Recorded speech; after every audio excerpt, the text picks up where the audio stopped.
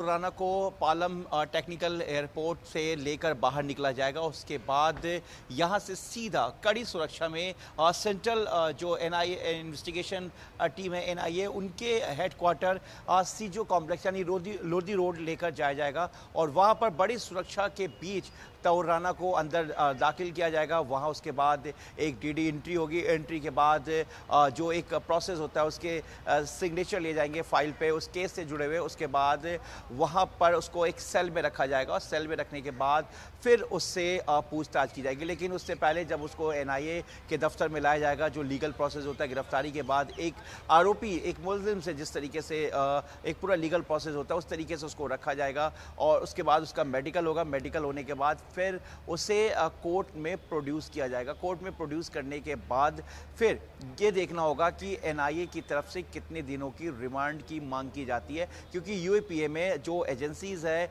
या कोई भी जांच एजेंसी है वो 20 दिन से ज़्यादा की जो रिमांड है वो मांग सकती है। लेकिन इन सब में सबसे बड़ी बात यह है कि आज 10 अप्रैल यानी कि गुरुवार का दिन है और आज हिंदुस्तान यानी कि भारत हिंदुस्तान के लिए बहुत बड़ा दिन है, क्योंकि आज भारत सरकार के साथ देश की सेंट्रल एजेंसी एनआईए और इससे जुड़ी हुई तमाम दूसरी सेंट्रल एजेंसीज की जीत हुई है, क्योंकि तौर राना को भारत लाया जा चुका है और जो जानकारी मिल रही है। और बस अब इंतज़ार है कि तौर राना को इसी गेट से, जो मेरे पीछे आप गेट देख रहे हैं, इसी गेट से बाहर निकाला जाएगा, जो कि जानकारी मिल रही है। और कई ऐसे लीगल प्रोसेस हैं जिसको लेकर अब जो इन्वेस्टिगेशन है वो आगे की तरफ बढ़ेगा, क्योंकि जिस तरीके से मुंबई में 26/11 आतंकी हमले को पूरी तरीके से अंजाम दिया गया और जिस तरीके से आतंकी जो 10 की तादाद में थे और वो समुद्र के रास्ते मुंबई पहुंचे, उसके बाद जो टारगेट पहले से रैकी किया जा चुका था जिसमें तौर राना मुख्य साजिशकर्ताओं में से एक है। इसके अलावा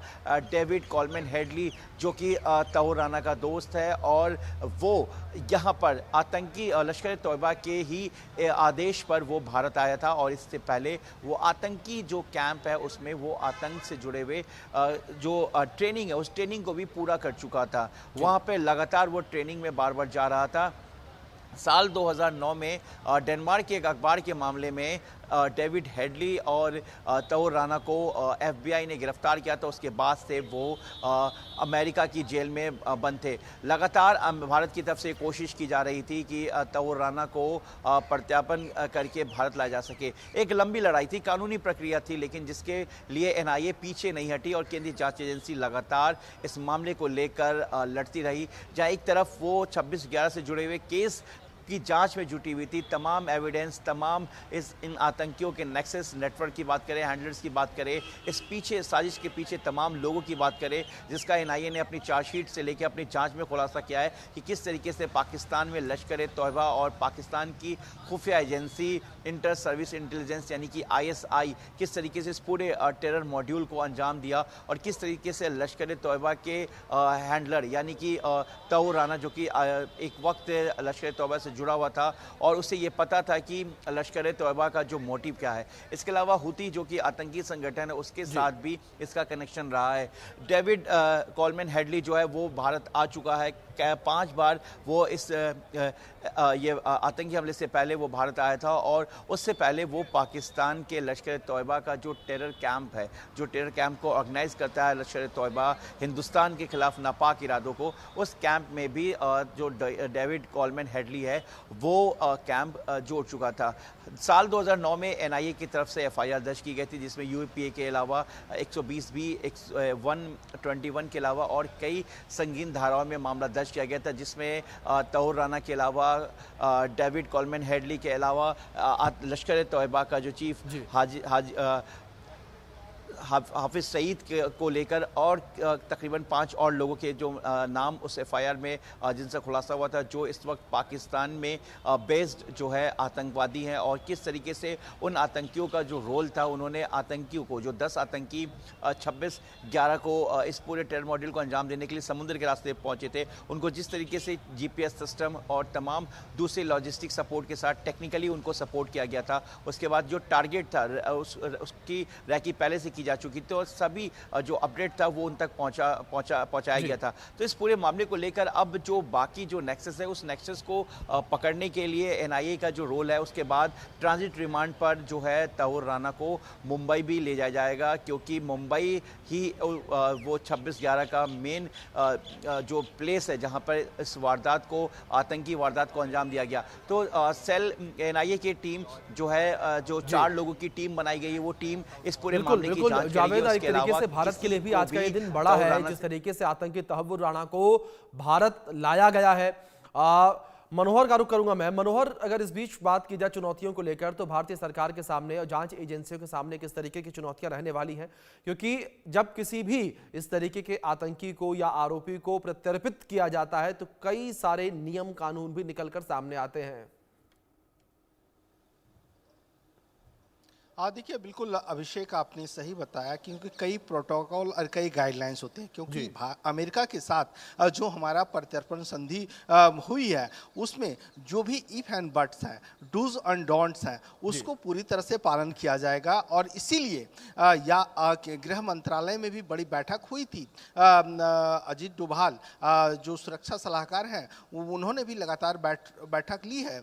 तो ऐसी स्थिति में सारी इश्यूज को देखते हुए ये कदम उठाया गया है और उसके बाद वहां से उसको टेक ऑफ किया गया है। और साथ ही साथ जो हमारे एनआईए के अधिकारी हैं, वो उनके साथ 3 ऑफिसर्स उनके साथ आ रहे हैं साथ में। तो सारे नियम और कायदा कानून को पालन किया जा रहा है, जैसा कि हमारे सहयोगी जावेद बता रहे थे, और लगातार इस पे वो नजर बनाए हुए हैं। और जिस तरह से उन्होंने बताया कि जैसे वो लैंड करेगा, लैंड करने के बाद उनकी फिजिबिलिटी देखी जाएगी और उसके बाद एनआईए हेडक्वार्टर लाया जाएगा और एनआईए हेडक्वार्टर में मेडिकल कराया जाएगा, क्योंकि मेडिकल की टीम भी वहां पर मौजूद है एयरपोर्ट पे। तो उसके बाद जो है सो एनआईए कोर्ट में पेश किया जाएगा। इसी दौरान एनआईए ने अपनी पूरी तैयारी कर ली है कि किस तरह से सवालों के बौछार करने हैं, किस तरह से कड़ियां जोड़नी है। क्योंकि अभी देखिए, जावेद ने बताया कि जहां पर घटना घटी है, 6 पुलिस मुंबई में थे, जहां लगातार अटैक हुआ, हमला हुआ 26/11 का। तो ऐसी स्थिति में वहां पर ले जाया जाएगा, वहां पर कड़ियां जोड़ने की कोशिश की जाएगी। और जैसा कि कोलमैन हेडली की बात हो रही है, कोलमैन हेडली को उन्होंने रहने के लिए जो जगह मुहैया कराया था, वो यहां पर आया था, किससे बातचीत हुई थी, ये सारी चीजें सवालों की फहरिस्त में होगी और उसके बाद जो है सो आगे की कार्रवाई शुरू होगी। लेकिन अब इंतजार किया जा रहा है कि उसको यहां पर लाया जाए और उसके बाद जो है सो कोर्ट में पेश किया जाएगा। जी ठीक है। जावेद, दूसरी ओर अगर बात पालम एयरपोर्ट को लेकर की जाए, जिस तरीके से खबर निकल कर ये भी सामने आ रही थी कि देश को रक्षा मंत्री राजनाथ सिंह भी वहां पहुंच सकते हैं, इसको लेकर क्या अपडेट? क्या रक्षा मंत्री आके जा चुके हैं या अभी आना उनका बाकी है? देखिए, देश के रक्षा मंत्री राजनाथ सिंह जो यहाँ पर पहुंचे थे, वो कहीं और गए थे। उनका वो रूट लगा था, क्योंकि पालम जो टेक्निकल एयरबेस है, यहीं पर उनकी भी फ्लाइट यहाँ पर पहुंची थी और यहाँ से उनको लेकर प्रोटोकॉल के साथ निकला गया था। इसलिए उस वक्त आपको कुछ ज़्यादा मोमेंट दिख रहा है। लेकिन इस वक्त की अगर हम बात करें तो इस वक्त भी दिल्ली पुलिस की जो पीसीआर है वो यहाँ पर मौके पर है और जो पुलिस है वो उन्होंने मीडिया को एक लाइन दे दिया है कि इस लाइन से आगे सड़क पर आकर उन्हें रिपोर्टिंग नहीं करनी है, क्योंकि जो हमारे सोर्स बता रहे हैं कि अब कुछ ही देर में जो बटालियन पुलिस है वो यहाँ पर पहुंचेगी, क्योंकि उसके बाद रूट ट्रैफिक की तरफ से रूट लगेगा और रूट लगने के बाद पहले एक सिक्योरिटी ड्रिल भी होता है। आमतौर पर जब कोई बड़ा आतंकी या इस तरह के जो बड़े वांटेड जो गैंगस्टर्स या आतंकी आते हैं तो उनकी सुरक्षा को लेकर जहाँ तक उनको ले जाना होता है, चाहे सीबीआई की बात करें या फिर एनआईए की बात करें या दिल्ली पुलिस के स्पेशल सेल यूनिट की बात करें, तो एक सिक्योरिटी पूरी ड्रिल होगी। ड्रिल के बाद फिर उसको यहाँ से निकाला जाएगा, क्योंकि पहले ये देखा जाएगा कि क्या हम किस तरीके से और किस सिक्योरिटी में हम तौर राना को लेके जा सके। क्योंकि अगर हम बात करें छोटा राजन की, तो छोटा राजन के वक्त भी कुछ ऐसा ही किया था दिल्ली पुलिस की तरफ से। उस वक्त सिक्योरिटी ड्रिल हुआ था।